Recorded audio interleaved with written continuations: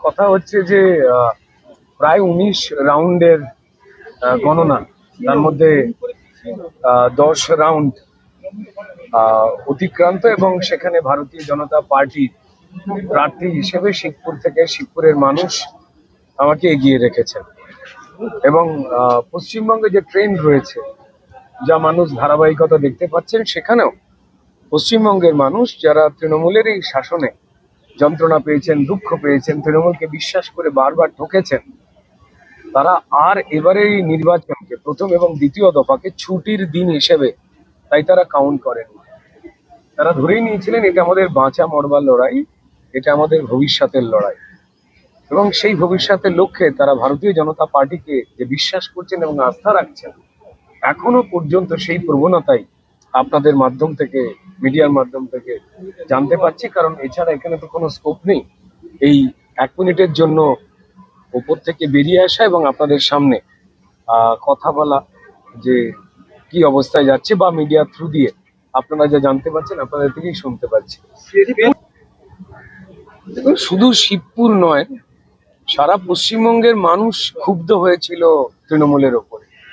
অধিকার কেড়ে নেওয়া একজন নাগরিকের মিনিমাম যতটুকু প্রাপ্তি, আমাদের শিবপুরের মানুষ বলুন বা সমগ্র পশ্চিমবঙ্গের মানুষ বলুন, তারা কেউ অট্টালিকা, প্রাসাদ, দুম করে কোটিপতি কেউ হতে চান না।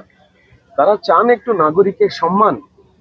আর তাদেরকে নাগরিকের সম্মান দিয়ে একটুখানি ভদ্র ভাষায় কথা বলা।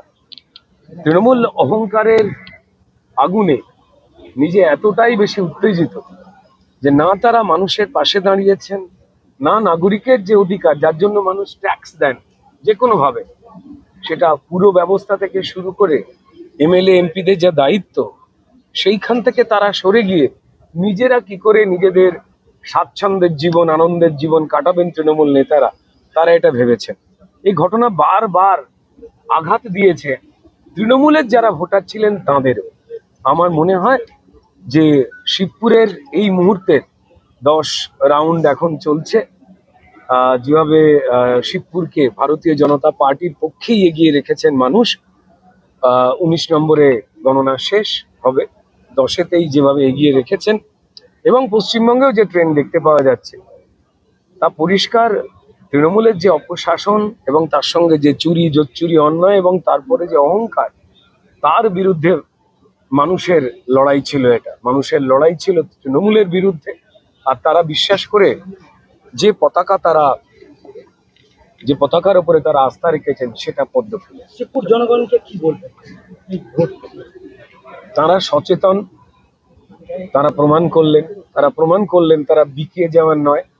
তারা প্রমাণ করলেন যে আন্তরিকতাটুকু তারা এক্সপেক্ট করেছিলেন, আশা করেছিলেন।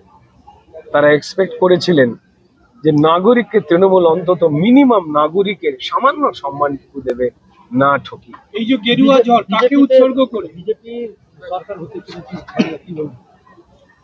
দেখুন, বিজেপি সরকার হতে চলেছে কি না সেটা একদম জনতা জনার্দন তারা ঠিক করবেন।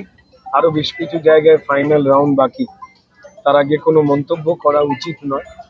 তবে মানুষ যে বিজেপিকে চাইছেন, কংগ্রেস বলুন, সিপিআইএম বলুন, বা বামেদের লোকজন বলুন, বা বাকি অন্যান্য দল, তারা যে ভুল বোঝাচ্ছিলেন তৃণমূলের সুরেই একটুখানি সুর মিলিয়ে, এটা সচেতন জনগণ যিনি রোজ জীবন যন্ত্রণায় লড়াই করেন, তিনি যে নিজের দায়িত্ব, নিজের পরিবারের দায়িত্ব, নিজের ভবিষ্যতের দায়িত্ব নিজেই বুঝে নিয়েছেন।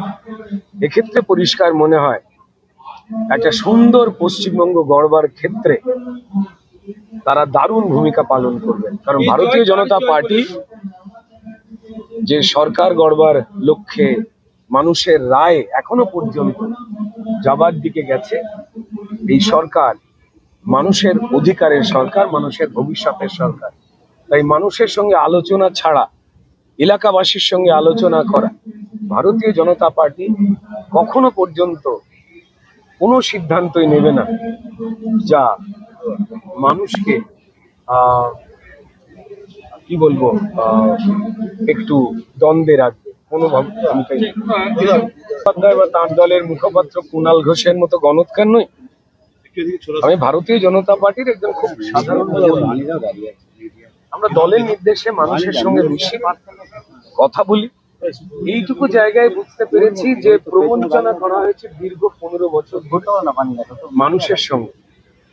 মানুষ বারবার সেই প্রবঞ্চনা তৃণমূল যে কাটিয়ে নেবে, শুধরে নেবে, তা তারা আশা করেছিলেন। তার জায়গায় তৃণমূলকে দেখেছেন লুটপাট, মিথ্যে ভাষণ মমতা বন্দ্যোপাধ্যায় এবং তার দলের নেতাদের। এমন একটা জায়গায় গেছে তারা মানুষের যন্ত্রণাকে অস্বীকার করে মিথ্যে প্রমাণ করার চেষ্টা করেছে। কার্যত তৃণমূল নিজেকে জনবিরোধী হিসেবে কিভাবে আস্ফালনের সঙ্গে তুলে ধরা যায়, তারা সেই রাস্তায় গেছেন এবং তারা ভরসা রেখেছেন ভারতীয় জনতা পার্টির বিকল্প সরকারে। মানুষ সাড়া দিয়েছেন। অনুভূতি হচ্ছে দেখুন, যারা কটূক্তি করেছিলেন তারা মানুষের ভালো করবার ক্ষমতা রাখেননি বলেই যুক্তিহীন কথাবার্তা ভারতীয় জনতা পার্টি বা তাদের যে কোনো কার্যকর্তা বা আমার মতো যে কোনো প্রার্থী বা আমাদের যা কর্মী, তাদের উদ্দেশ্যে কটূক্তি, ভয়, এমন মানুষকে ভোট না দেওয়ার জন্যও তারা গলিতে গলিতে মানব বিরোধী কাজ করেছিলেন, গণতন্ত্র বিরোধী কাজ করেছিলেন।